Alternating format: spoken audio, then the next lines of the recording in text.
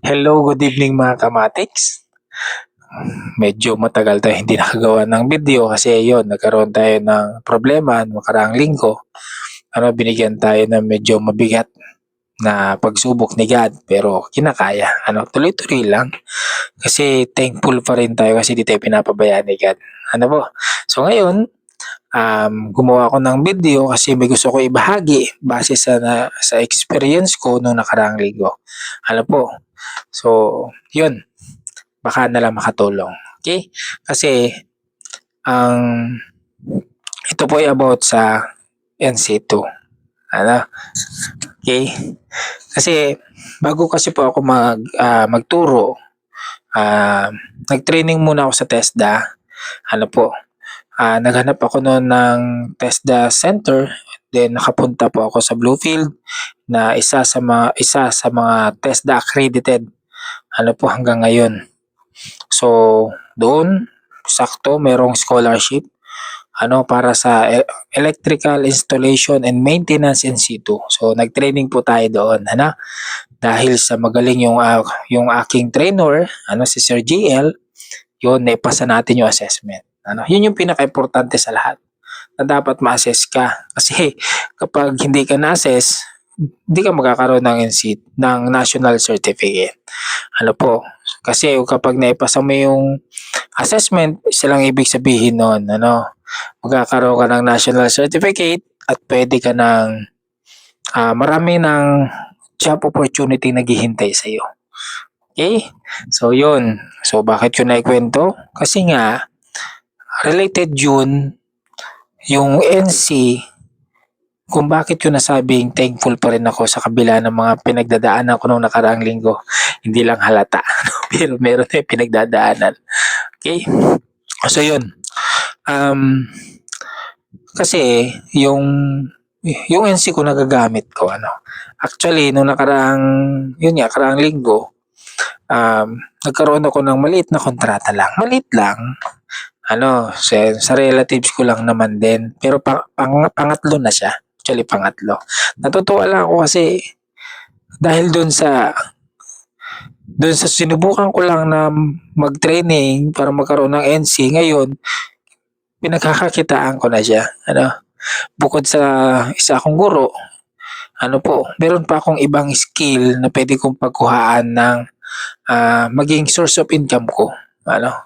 So, yun. Kaya ako natutuwa. Isipin mo, yung maliit na kontrata ko noong nakaraang linggo, 6 na oras ko lang siyang pinagtrabahuhan kasi nagawa ko ng isang tao. Yung father ko, yun ang tumulong, parang labor ko. No, father ko pero labor ko. Kaso syempre, sorry siya, may NC ako may national certificate. So, yun ang kontrata, Pero sa kita, 50-50 kami kasi siya mas pagod ako. Against lang ako. Ganun kaganda pag may NC ka. Yun.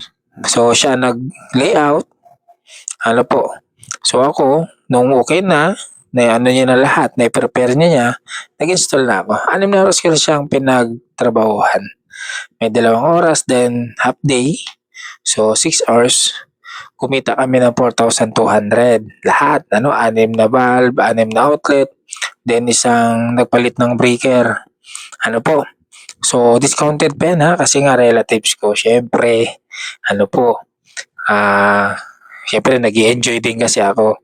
And at the same time, kumita din tayo kahit paano. Kasi nga, yun nga, kailangan natin. Yun. So, 2,100 kami ng father ko. Di ba? Isipin mo, iba pa rin yung meron ka palang skill, pwede mo siyang pagkakitaan. Then, advantage mo pa, meron kang national certificate. Diba? Mayroon ka ipapakitang pruweba na dumaan ka sa assessment, na pumasa ka. Sabihin ka dapat ka doon sa, pumasa ako sa nagkaroon ako AIMNC2. Pwede akong kontrata kasi meron akong national certificate. Skilled ako. Bukod sa ang profession ko ay teacher. Sabihin, bukod sa pagiging teacher ko, meron ako ibang pwedeng pagkakitaan. Okay? So yun yung advantage na meron kang NC or National Certificate. Ngayon, paano ko nasabi na pwede ako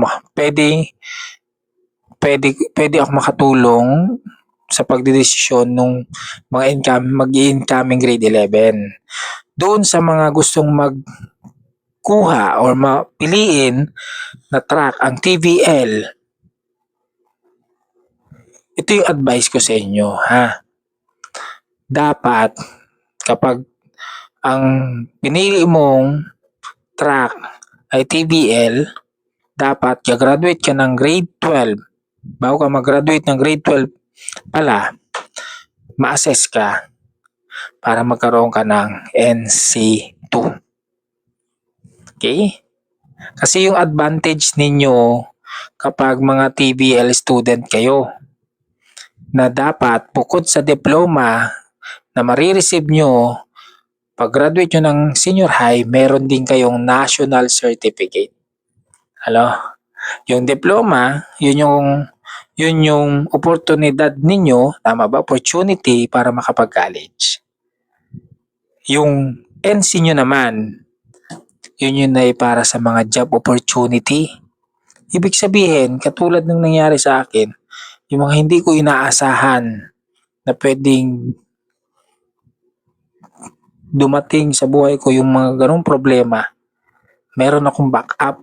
Sabihin, meron akong pwedeng pagkakitaan tulad din ninyo. Di ba?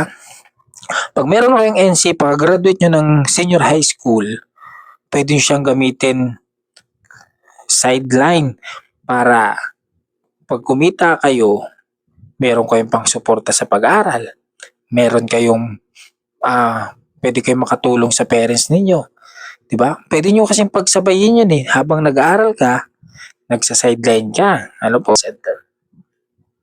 Kaya huwag kayong maniniwala na ang mga pumupunta lang or pumipili sa TVL ay yung mga mahihina at mga walang alam. Hindi po yun totoo.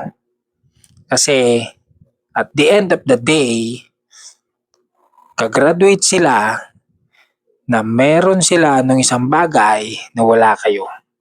National Certificate or NC2 na pwede nilang maging backup in the future na magagamit nila panghabang buhay.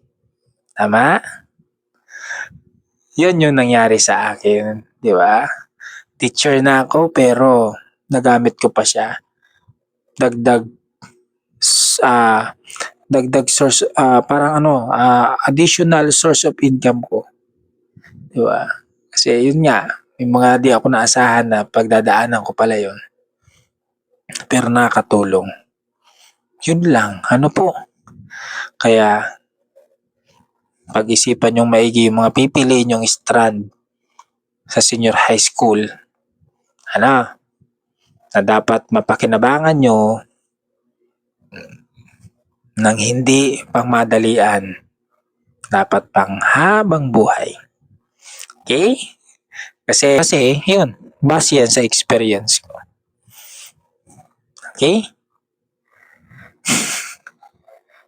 Okay, so yun lang gusto kong ibahagi sa inyo na sana nakatulong.